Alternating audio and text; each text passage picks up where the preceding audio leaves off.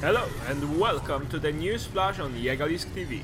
It is the 21st of January and it's time for a Starcraft 2 news update. Intel Extreme Masters Katowice has ended and the event has surpassed our wildest expectations. For the weekend, the Polish city has turned into esports festival, gathering fans of League of Legends, Counter-Strike Go and most importantly our Starcraft 2. Saucer Arena was packed day after day with people cheering for their esports idols.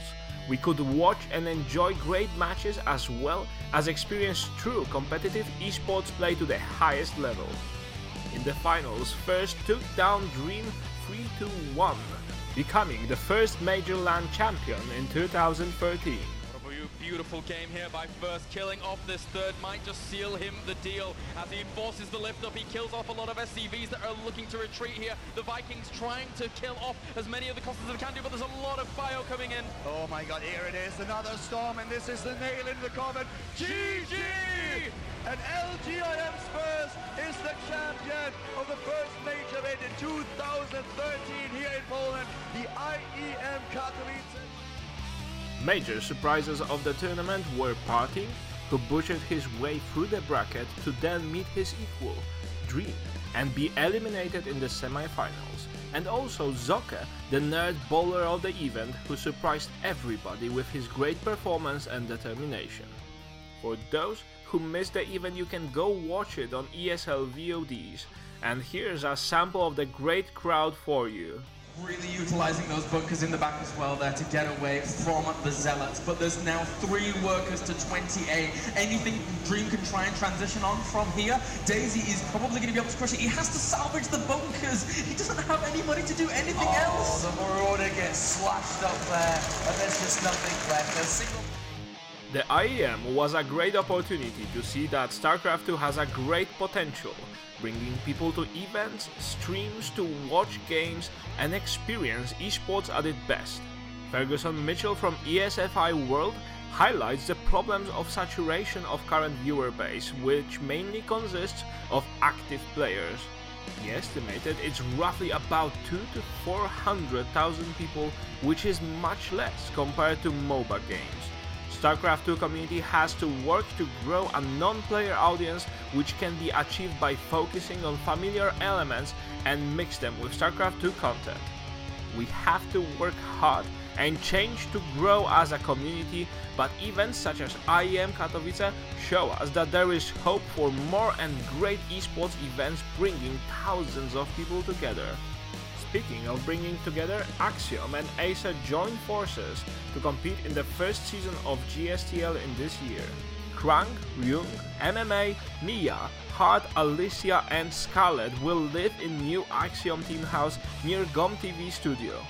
The current management of Axiom Total Biscuit and Jenna Bain says it's great to see a reunion of so many players from a legendary Team Slayers. It's the second team cooperation alongside with Evil Geniuses and Team Liquid that will compete in upcoming season.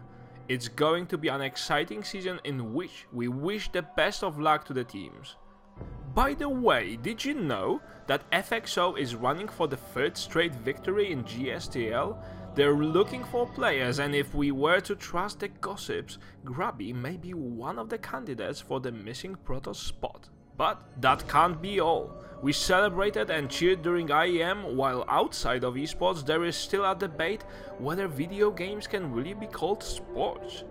Sundance Di Giovanni, CEO of MLG, has been interviewed by The Economist and talks about fundamentals of esports, skills, viewers, streams, community and more.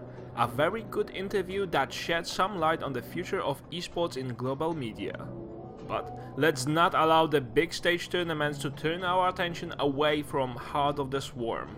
In the recent patch, Reaper's health has been increased.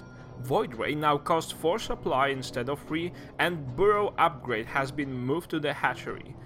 The last update is the most significant and will most definitely give more potential to units before the layer tech for the Zerg.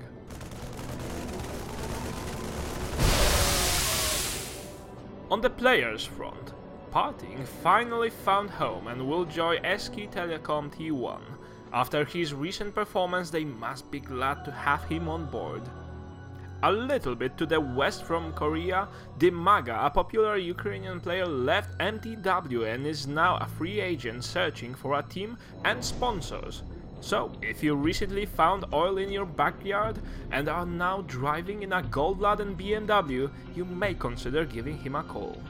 Last but not least, the Fluff Corner. This week, as always, we have a cuddly Carbot animation episode 22 called Phoenix Down.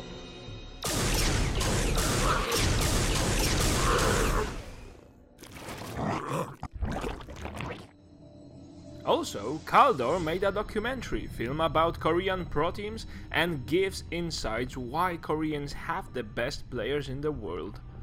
Hey everyone, welcome again. Guess where we are today? We are actually right here at the Startail house. Startail is one of the biggest pro teams that we have in Korea, especially in Starcraft. And did you know that Blizzard, alongside with Husky, held a dance contest for the units in upcoming Heart of the Swarm?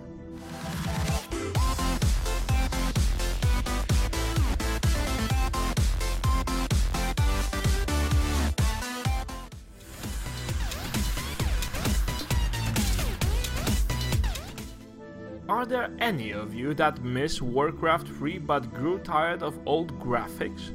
You should be interested in this mod.